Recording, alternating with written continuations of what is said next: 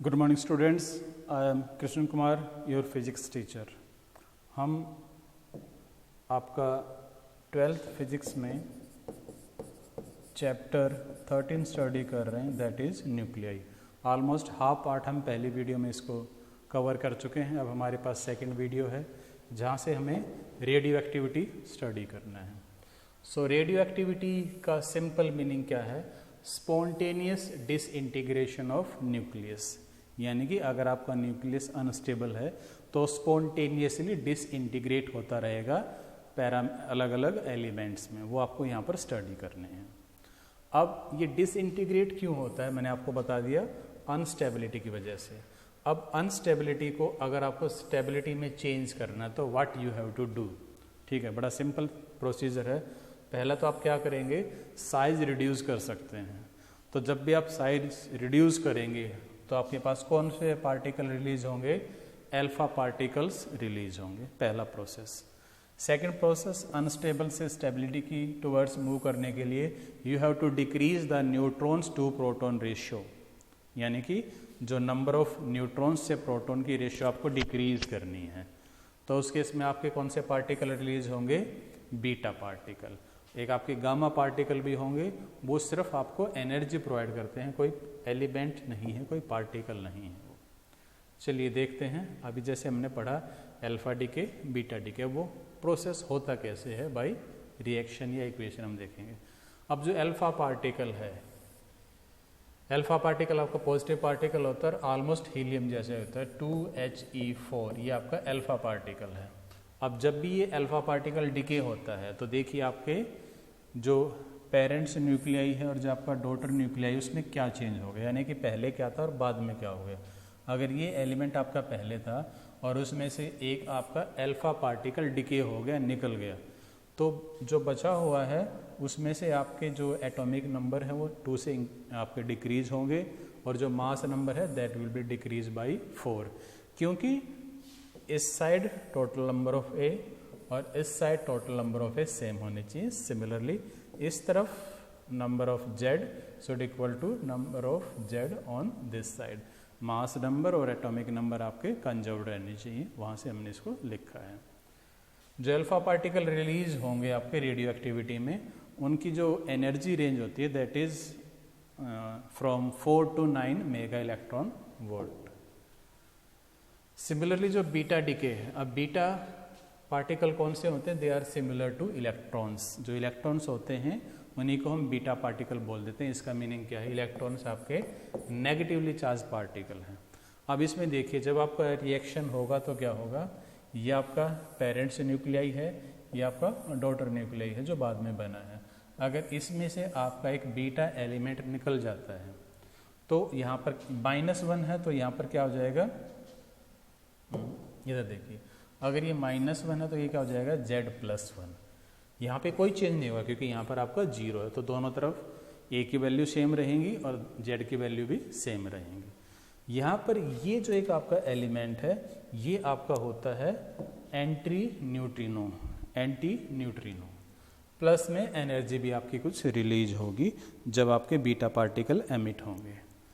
अब ये ग्राफ होता है, ये ग्राफ क्या आपको शो कर रहा है कि जितने भी बीटा पार्टिकल एमिट होंगे, जितने भी बीटा पार्टिकल आपके एमिट होंगे, उनकी जो एनर्जी है वो सेम नहीं रहेगी ड्यूरिंग द प्रोसेस। कुछ बीटा पार्टिकल्स ऐसे होंगे जिनकी एनर्जी ज़्यादा होंगी, कुछ ऐसे होंगे कम होंगे। अब ऐसा क्यों हो रहा है? क्योंकि हमारे साथ यहाँ पर एक बीटा पार्टिकल के साथ एंटी न्यूट्रिनो भी जनरेट हो रहे हैं। तो अगर आपके बीटा पार्टिकल की एनर्जी कम है तो उस टाइम एनर्जी कौन कंज्यूम कर रहा है? Anti neutrino. और जब एंटी न्यूट्रिनो की एनर्जी कम है तो आपका कौन यूज़ कर रहा है? Beta particle. इसलिए जो कर्व है आपकी एक बार हाई है एक बार लो है। तो ऐसा नहीं है कि एनर्जी कहीं और जा रही है। जो एनर्जी बीटा पार्टिकल यूज नहीं कर पा रहे हैं वो कौन यूज कर रहा है? Anti neutrino. उस चीज़ का ये ग्राफ है। थर्ड मैंने आपको बताया था alpha beta gamma decay. Gamma decay में क्या होता है? इसमें कोई आपका पार्टिकल रिलीज नहीं होता है, इसमें सिंपल ये आपकी एनर्जी रिलीज करता है EM वेव की फॉर्म में, इलेक्ट्रोमैग्नेटिक वेव में आपकी एनर्जी रिलीज करता है, यानी कि आपको यहाँ पे सिर्फ एनर्जी मिलेगी। ये देखिए आपको इस इक्वेशन से एनर्जी मिलेगी ना तो आपका एटॉमिक नंबर चेंज होगा, ना ही आपका मास नंबर चेंज होगा। ये आपका तभी एमिट होता है जब अल्फा डिके के बाद, बीटा डिके के बाद आपका जो न्यूक्लियस है अगर वो बाई चांस एक्साइटेड स्टेट में रह जाता है। तो एक्साइटेड स्टेट में वो क्या होता है, अनस्टेबल होता है। उसको स्टेबल होने के लिए आपका स्टेबल स्टेट में आना पड़ेगा। तो आपको सिर्फ वो एनर्जी रिलीज करेगा, बाकी कोई भी पार्टिकल रिलीज नहीं करेगा। अब आपको प्रॉपर्टी स्टडी करनी है अल्फा बीटा गामा पार्टिकल की। तो प्रॉपर्टी में आप देखिए, फर्स्ट हम स्टडी करेंगे अल्फा पार्टिकल। मैंने आपको बताया अल्फा पार्टिकल क्या होता है, 2He4, यानी कि इसमें चार्ज होता है 2 इलेक्ट्रॉन्स के बराबर और जो मास होता है वो 4 प्रोटॉन के इक्वल होता है। काफ़ी मैसिव पार्टिकल होता है, यानी इसका मास ज़्यादा होता है। इस वजह से इसका जो पेनिट्रेशन पावर है वो कम होती है, but it has a great ionisation power, यानी ये गैस को आयनाइज कर सकता है। क्योंकि ये एक आपका पॉजिटिव पार्टिकल है, यानी कि चार्ज पार्टिकल है, तो ये डिफ्लेक्ट होगा मैग्नेटिक फील्ड से भी और इलेक्ट्रिक फील्ड से भी।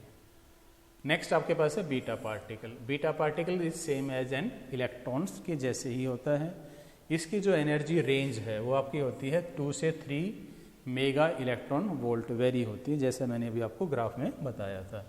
अब इसका मास कम होने की वजह से it has good penetration power, ये भी आयनाइजेशन प्रोड्यूस करता है। और क्योंकि ये भी charge particle, it has negative charge, so it can be deflected by electric और मैग्नेटिक फील्ड। नेक्स्ट आपके पास है गामा रेज या गामा पार्टिकल। गामा रेज में क्या होगा कि ये कोई पार्टिकल नहीं है, they are just the EM wave and which travel with the speed of light, that is c। After that उन पे कोई चार्ज नहीं है, तो they have highly penetrating power. वो न्यूक्लियस से डिफ्लेक्ट ही नहीं होंगी, क्योंकि उन पे कोई चार्ज तो है नहीं जो आपका न्यूक्लियस उसको डिफ्लेक्ट करेगा। वो फोटोग्राफिक प्लेट को इफेक्ट करती हैं, क्योंकि दे हैव फोटॉन्स। ये मैग्नेटिक और इलेक्ट्रिक फील्ड से आपका डिफ्लेक्ट नहीं होगी, क्योंकि इस पर कोई भी चार्ज नहीं होता है। फोटोग्राफिक इफेक्ट प्रोड्यूस करता है, मैंने आपको बता दिया। और इसका मेन यूज़ कहाँ होता है, रेडियो थेरेपी में हम इसको यूज़ करते हैं, मेडिकल साइंस में। यहाँ से ये जो पार्ट है आपका, ये पार्ट आपका जो न्यू सिलेबस है, जस्ट ओनली फॉर 2020-21 के लिए इस टॉपिक को हटाया गया है।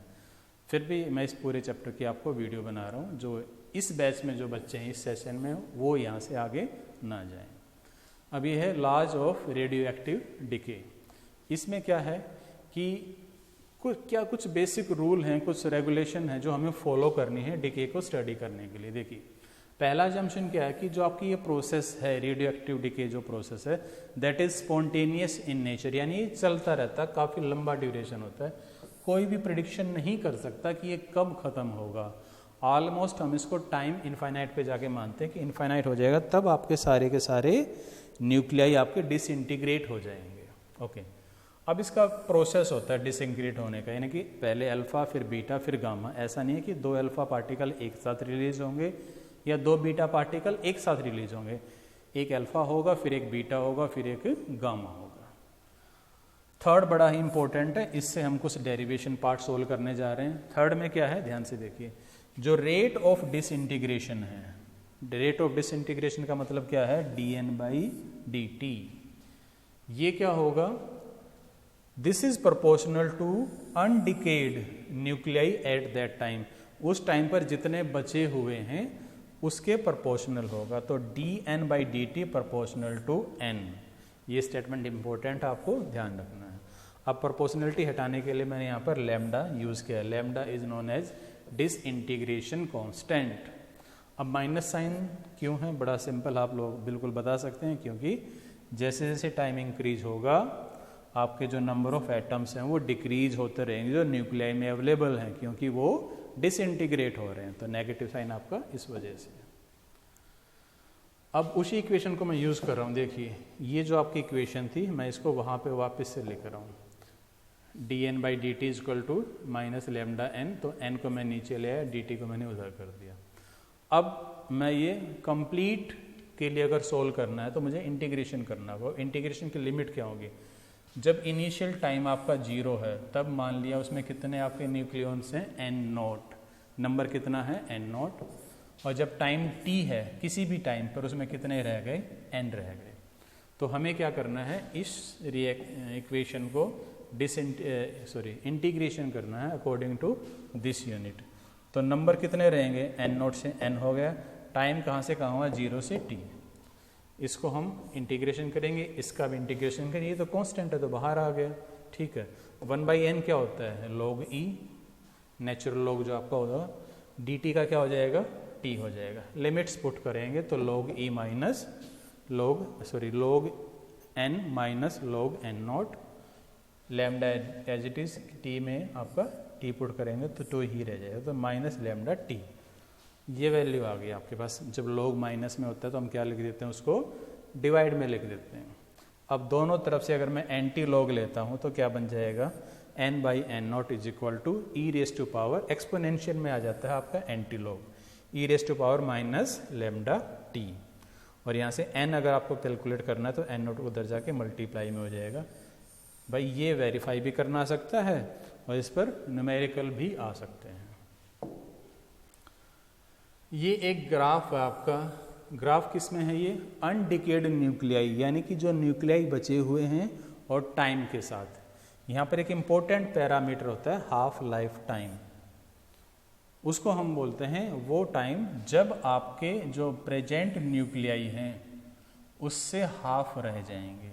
अगर टोटल n0 थे तो n0/2 हाफ जिस टाइम पर भी रहेंगे, that time is not half life time, ठीक है। हाफ लाइफ हम उसको बोलते हैं। तो ऐसे अब डिक्रीज होता है, इसका हाफ भी आप निकाल सकते हैं यहाँ पर n0/4, उसका हाफ भी निकाल सकते हैं n0/8, ऐसा बुक में आपके पास डायग्राम मिलेगा। तो ये देखिए आपके इस तरह से धीरे धीरे डिक्रीज हो रहे हैं, धीरे धीरे। लेकिन हम 0 कब मानेंगे, कि कब सारे के सारे डिसइंटीग्रेट हो जाएंगे, जब आपका टाइम इनफाइनाइट होगा। एक टर्म और आती है आपकी रेट ऑफ डिसइंटीग्रेशन, यानी कि हम इसको r से रिप्रेजेंट करते हैं, हमारा डिसइंटीग्रेशन रेट क्या है। तो हम ये पहले स्टडी कर चुके हैं कि dn/dt क्या था, माइनस लैम्डा n। अब n हमने पीछे डिराइव किया था 2 स्लाइड पीछे, n is equal to n0 e raise to power minus lambda t, वो मैंने यहाँ पे पुट कर दिया। अब r is equal to this. अब अगर मैं ये वैल्यू ले लूँ, ये दोनों कांस्टेंट है क्योंकि n0 हमें पता है पहले कितने अवेलेबल हैं, lambda is the disintegration constant, ये भी मुझे पता है, तो इसको मैं r0 लिख सकता हूँ, ये आपका एक और कांस्टेंट हो जाएगा। तो r is equal to r0 e raise to power minus lambda t, और r0 is known as activity, इसको हम एक्टिविटी भी बोल देते हैं, रेट ऑफ इंटीग्रेशन को एक्टिविटी भी कह सकते हैं। अब इसका जो इंटीग्रेशन रेट है उसकी कुछ ऐसा यूनिट होती है, ऐसा यूनिट आपकी होती है बैकुरल।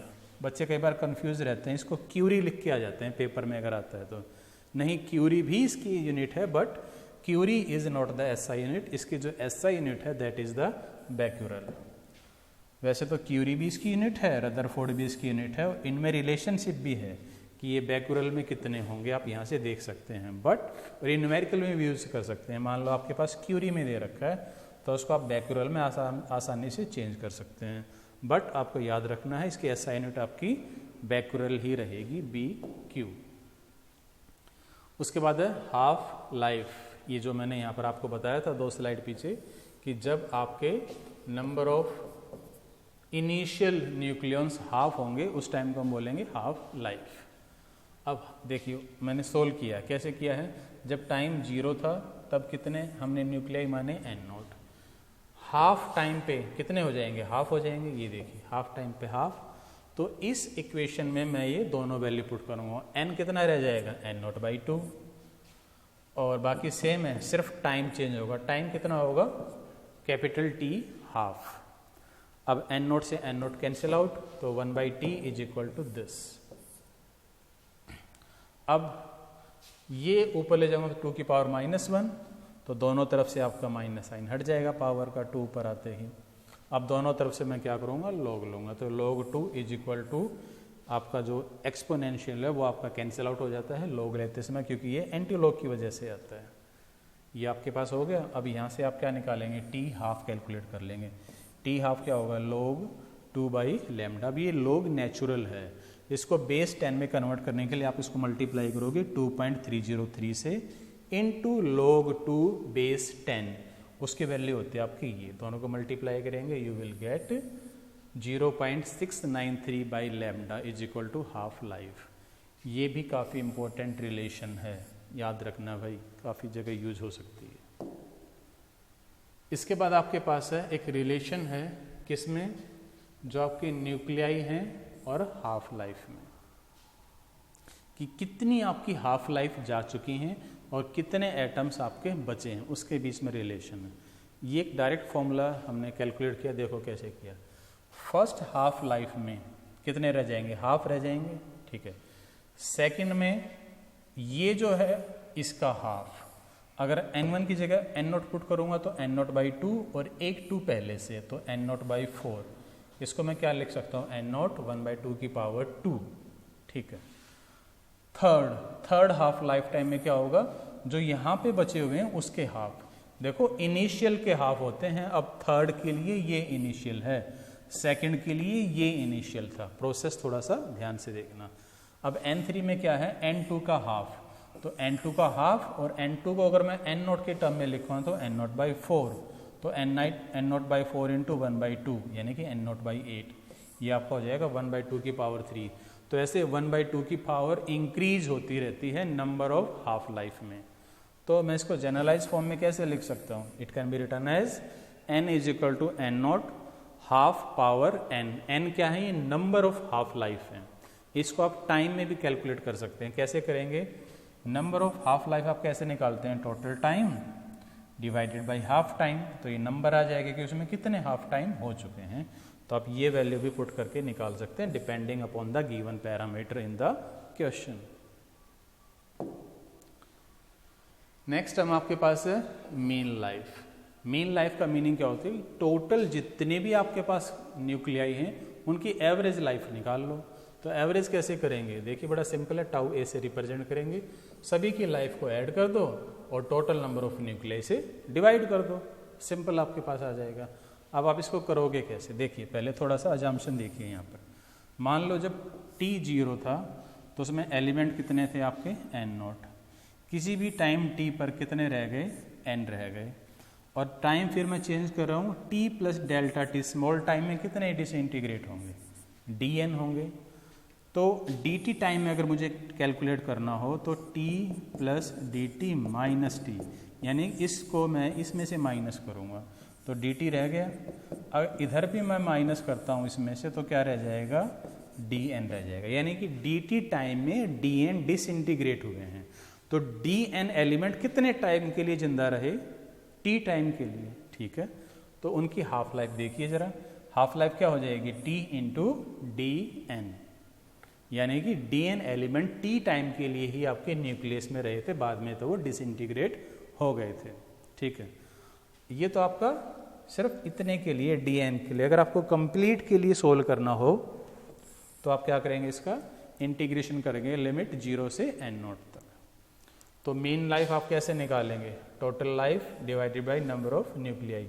ये मेरे पास टोटल लाइफ है, इसको किससे डिवाइड कर दूंगा, n0 से, देखिए ये आ गया आपके पास, कर दिया डिवाइड। अब यहाँ पर हमने पढ़ा था पीछे n is equal to n0 e raise to power minus lambda t. अगर मैं इसका दोनों तरफ डिफरेंशिएशन करता हूँ तो आपको ये मिलेगा, बड़ा सिंपल डिफरेंशिएशन है, टाइम के साथ आराम से कर पाएंगे। देखिए e raise to power minus lambda t है तो ये आगे आ गया आपके पास, और टी का dt हो गया। अब अगर आप लिमिट चेंज करके इसको सोल्व करेंगे तो देखिए लिमिट चेंज कैसे होगी, हमें पता है जब n n0 के बराबर होगा, ये कब था, इनिशियल टाइम पे, यानी कि t इज इक्वल टू 0, और एटम आपके 0 कब बचेंगे, जब आपका टाइम क्या होगा, इनफाइनाइट होगा। तो ये लिमिट आप जब इसमें पुट करेंगे तो आपके इंटीग्रेशन की लिमिट ही चेंज हो जाएगी। पहले आप नंबर ऑफ एलिमेंट्स में इसका इंटीग्रेशन कर रहे थे, अब आप इसको टाइम में करेंगे। देखिए टाइम 0 से इनफाइनाइट, 0 से इनफाइनाइट के लिए आप इसको पुट करेंगे और ये इंटीग्रेशन करेंगे सिंपल, तो आपको आंसर क्या आएगा, जो एवरेज लाइफ है that is equal to 1 by disintegration constant, यानी 1 बाई लैम्डा। तो एवरेज टाइम क्या हो गया 1/λ, और हाफ लाइफ का फॉर्मूला हमें पहले से पता है। तो यहाँ पे आपके एक रिलेशन है हाफ लाइफ और एवरेज लाइफ में। Half life is equal to 0.693 of average life. फिर आपके पास है न्यूक्लियर रिएक्शन। ये आपका थ्योरेटिकली कंसेप्ट है जो आपने 10th क्लास में पढ़ा हुआ है कि न्यूक्लियर रिएक्शन आपको पता होती है जब आपके न्यूक्लियस या तो आपके कंबाइन होते हैं या फिर ब्रेक होते हैं। जब वो ब्रेक होते हैं तो न्यूक्लियर फ्यूजन होता है। जैसे यूरेनियम की ये आपकी एक कॉमन इक्वेशन है जो आप 10th क्लास से पढ़ते हुए आ रहे हैं, ठीक है। यहाँ पर भी आपको एनर्जी मिलेगी, यानी कि जब कोई एक हैवी न्यूक्लियाई ब्रेक होता है मिडल साइज न्यूक्लियाई में तो भी आपको एनर्जी मिलेगी। एक यूरेनियम से यहाँ पे एनर्जी आपको मिलेगी 200 मेगा इलेक्ट्रॉन वोल्ट। वहीं आपका जो न्यूक्लियर फ्यूजन है, क्या है न्यूक्लियर फ्यूजन, इसमें क्या होता है कंबाइंड होता है। ये देखिए हाइड्रोजन हाइड्रोजन का छोटा साइज है, वो कंबाइंड होकर न्यूक्लियर रिएक्शन करते हैं। कंबाइंड होने के बाद आपका क्या बन जाएगा 2He4। तो हाइड्रोजन 1 हाइड्रोजन प्लस 1 हाइड्रोजन जब आपके ऐड होंगे तो कितनी एनर्जी होगी 20 मेगा इलेक्ट्रॉन वोल्ट। अब यहाँ पर एक पॉइंट समझने का है, बाकी तो सारी चीज़ें वही हैं जो 10th में है, आप बुक में थ्योरेटिकली चीज़ें दे रखी हैं, आप आराम से पढ़ सकते हैं। पॉइंट ये है कि आपको यूरेनियम से ज़्यादा एनर्जी मिली है या फिर हाइड्रोजन से। देखिए लग तो आपको क्या रहा है यहाँ से देखने में कि आपको यूरेनियम से ज़्यादा एनर्जी मिली है, लेकिन अगर आप पर यूनिट मास की टर्म में जाएंगे, पर यूनिट मास देखिए यूरेनियम का इतना मास है 235, तब जाके आपको 200 मेगा इलेक्ट्रॉन वोल्ट मिला है, लेकिन हाइड्रोजन का मास तो देखिए 2 ही है, उसके लिए आपको 24 मिल गया। तो ध्यान रखिए अगर आप पर यूनिट मास में जाते हैं तो हाइड्रोजन ज़्यादा एनर्जी प्रोवाइड करेगा, इसीलिए हाइड्रोजन बम आपका ज़्यादा डेंजरस होता है क्योंकि उसमें ज़्यादा एनर्जी होती है। बाकी ये सारा न्यूक्लियर रिएक्शन आपका थ्योरेटिकल ही आप बुक में देख सकते हैं। तो ये आपका यहाँ पर चैप्टर जो 13 है फिजिक्स में वो भी आपका